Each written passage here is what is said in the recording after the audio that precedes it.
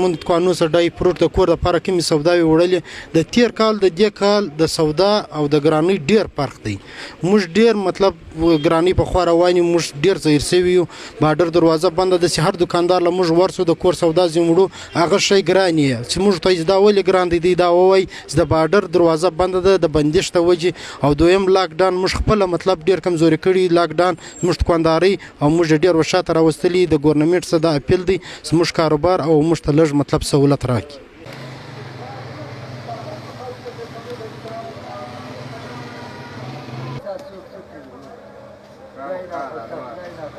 مخکې بادام چې ول هغه په 900 روپۍ باندې اوس په 1200 روپۍ باندې دي. کشمش په 300 روپۍ باندې اوس په 600 روپۍ باندې دي. او دا رقم نور شان په هر شي په قیمت کې 300-400 روپۍ فرق راغلی دی. هغه لو وجه دغه ده چې د پاک افغان بارډر بابي دوستي چمن چې دی هغه دروازه مکمل طور باندې بنده ده چې د اخواسه یو شی پاکستان ته نه راوړي.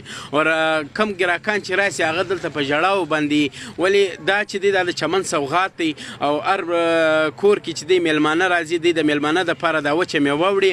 نو په دې وجه باندې چې نور کله 10 کیلو سامان وړي سږ کال 2 کیلو وړي یا 3 کیلو سامان وړي ولې چې سامانونه ډیر ګران دي په چمن کې.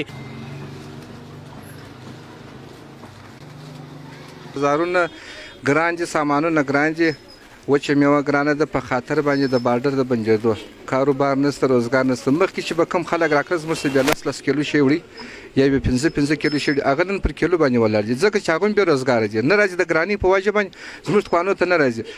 د کندهار کشمش کندهاري کشمش د 200 کشمش قسم به خدای ما په 400 پیرانی وي د دکان لپاره په خاطر د دې چې لار بند ده. نو د حکومت څخه زه دا درخواست کوم چې زموږ سره دا غمخوري وکړي چې دروازه دی لکه